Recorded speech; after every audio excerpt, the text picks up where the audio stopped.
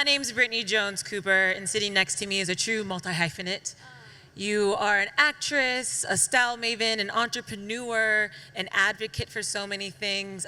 It's almost hard to know really where to start, but I do want to start with just a little background on you, where you grew up and how you made the jump to LA and acting.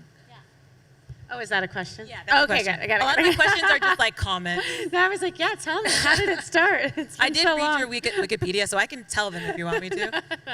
It's fine. Hi, guys. Yeah, so I was born and raised in El Paso, Texas. And I always, at a young age, knew that I wanted to be an actor. Something about the escapism of becoming someone else and creating an identity outside of yourself was really intriguing, and so I did a PowerPoint presentation at 15 years old and gave it to my parents and asked them if they would let me go to boarding school for the performing arts, which they relented. It was very convincing. At 15? Yes, at 15. Wow.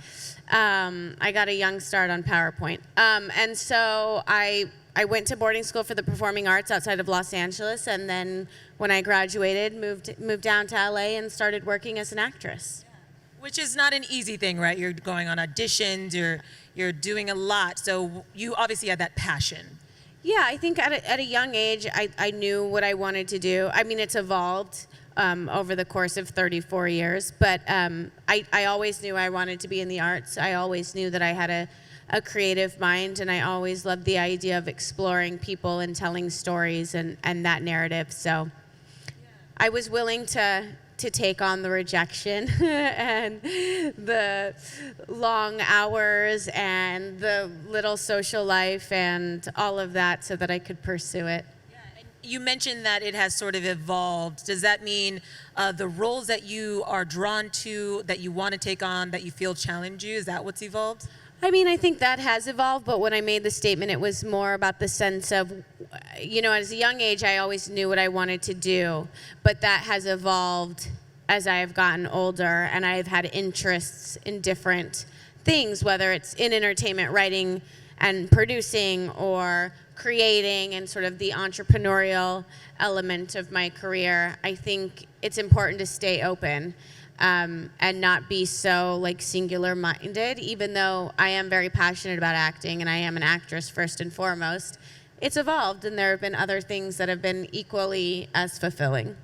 That's so cool to hear. I mean, I think you are in a position, especially when you look at the platform you've created socially, to really live your life to the fullest and choose things that you're passionate about. So I always, when I see somebody like you, I'm like, yes, you don't have to just stick to one lane. You can diversify if that's what feels authentic to you. And so acting, though, I know that you were in the second season of Vida, which, have you guys seen Vida? I love this show. The topics and themes they discuss are so important for everyone, but specifically the Latinx community. Is that something that drew you to that show? It was like a perfect storm. I love telling stories, and I think something that I've been really fortunate to have is a lot of cohesion and synergy in my career, and being from El Paso, Texas, which is a border city, and being someone who's very articulate about immigration reform and border issues, and then finding a show that's talking about similarly situated subject matter and about the LGBTQ community and about the socioeconomics of our society. It was sort of like a perfect marriage for me, but I really didn't have a say. I'd like to say I chose the show, but really I was just like, if Tanya Sriracha will hire me, I will be there. And we're about to start filming season 3 October 7th. I know, I'm so excited, and I play such a naughty, fun character, so I'm excited to go back and work with Michelle Prada and Tanya Sriracha and Roberta, so yeah.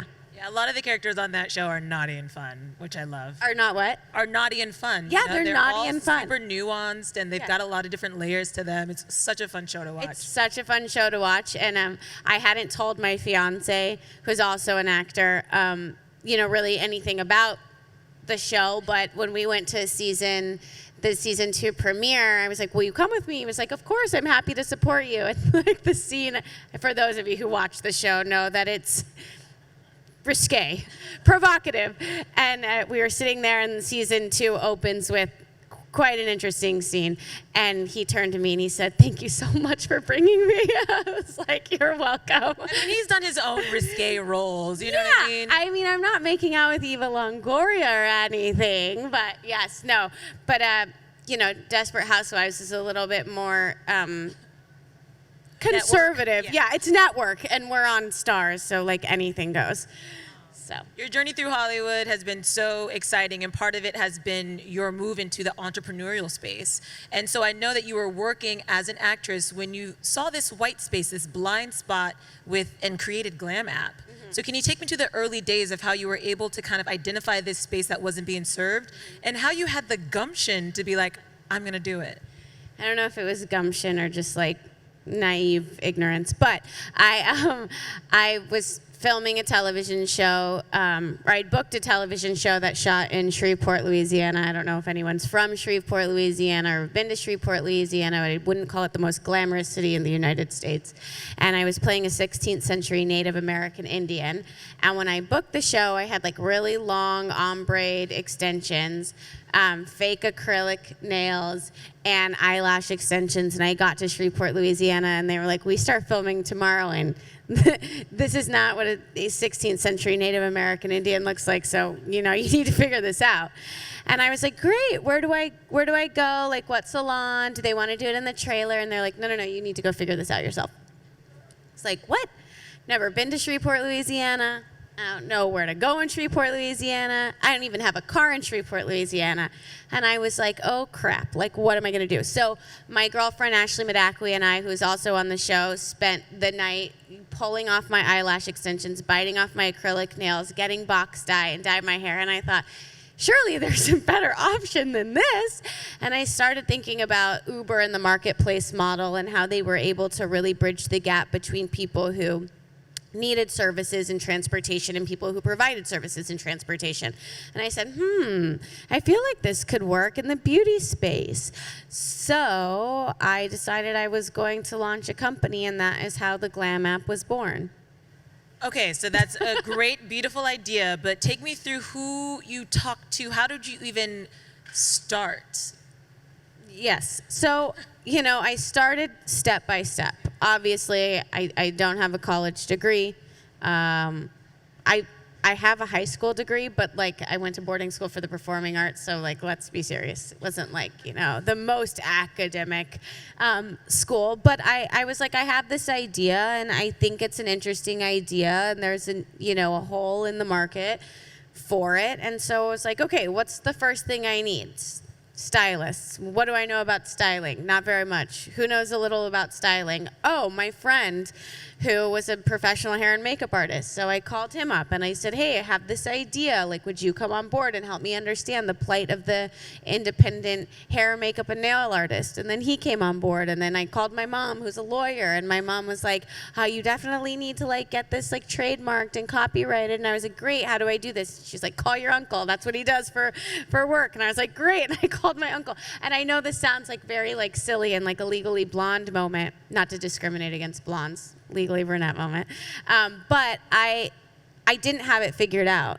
I didn't have some master plan. I was literally learning as I go, and I was going to this business school, of life, and I really relied on the people around me who knew more about the things that I didn't know about, and I just took it one step at a time, and there were a lot of mistakes and a lot of errors and a lot of really great, amazing moments, and I grew the business. We did a really incredible 12-month activation schedule where we launched 22 cities in 12 months, and yeah, I mean, we built an infrastructure and a company, and I was really proud of that. But I didn't have it figured out. It just came as an idea, and I just put one step in front of the other and asked for help where I needed it and took guesses, when no one else had the answer. And, that is sort of the story. Was there a unique challenge to starting a business in the tech space? I mean, was the learning curve just maybe that much harder? I don't really have a comparison. So it's not the tech space versus any other space. But what I will say is, that particular industry and the industries that complement it, venture capitalists and private equity and everything probably with the exception of the beauty space, although if you look at the majority of, these big beauty businesses, they are run by men that are older and usually white. And, we are a diverse group of women out there, and we all have different needs. And a lot of these older men don't particularly understand the beauty business, and a lot of venture capitalists are used to giving money to men who look like them. And so navigating that was interesting, and it was difficult, but honestly, I was kind of up for the challenge. It's like, okay, underestimate me all you want, because all I'm going to be able to do is like overachieve on expectations. And I used to just, like resent it. And then I was like, oh no, this is going to be fun. Like you guys think that I'm just like some silly little, actress who doesn't know what they're talking about. Let me drop my P&L on you. You know what I mean? Meanwhile, I'm cashing checks. Yeah, exactly.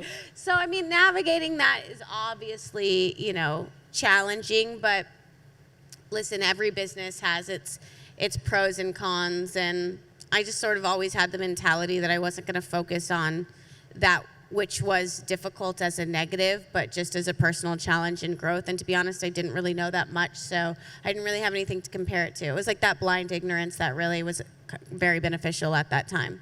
Well, you knew enough, and your timing was perfect, because obviously then we see the rise of influencers on Instagram and how big brands have been attracted to them because they can speak to that diverse female audience that a lot of these older white men cannot.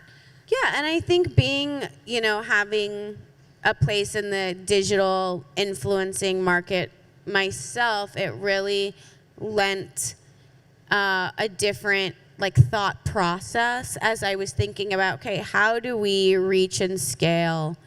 I do this with other brands. I can do it for my brand. And then from a brand's perspective, identifying how to grow that and what was important. And now you see so many women like a Mariana Hewitt in Summer Fridays, and a Lauren Gores in Summer Fridays, and a Jen Atkin with Way, like so many women, because they understand the space from the other side, are able to launch really successful. I mean Kylie Jenner. Hello, how did I forget the biggest, the youngest billionaire? I mean, she understands the business, and none of these people are Harvard MBAs, and they're still cashing checks. Which is why Glam Squad brought you on to be their global engagement officer, which is just such an amazing, give it up for that. I mean, just having that title with such a reputable brand and being somebody who can really influence how they move forward. So what does that role specifically entail for you? Well, so I was the CEO and founder of the previous company, the Glam App, and after about 4 years, I made the really difficult decision to walk away for a number of reasons. As passionate and positively as I looked on that experience, I was also equally as confident about leaving. But I still really missed the element of creating and using my analytical brain and building a business, which is a little bit different than what you do as an actor. And I'd always had this theory, in the space when I was running Glam App, that my quote-unquote competitors weren't really competition. There is enough space, and I believe that, as a woman, it's I have so many friends, and we all, dibble and dabble in the same sort of businesses, and I always think a win for one woman is a win for all women. So I'm not oh yeah to that. So I'm not competitive with my girlfriends, and I wasn't like that when I was running a business. I was great, if this is a business that is viable in the space, then this is great for me, because that means the opportunity for acquisition and scalability is high. And so I had made it a point to connect with the other apps in the space. Glam Squad, Priv, Be Glammed, etc. And I really had always admired what Glam Squad was doing and what they had built. They are Harvard MBAs, and they won't let you forget it. No, I'm just kidding. But like people who go to Harvard, they're like, I went to Harvard, and you're like, okay, got it. But like I get, oh, you went to Harvard. Tell me one more time. No, but I mean, they had really built an incredible business, and whereas I was like a scrappy, like startup entrepreneurial mindset with like really no experience and no knowledge, they had really built a formidable business in a lot of ways that differed from what I had been doing, because they did have a real understanding of technology and infrastructure and building a brand and raising capital.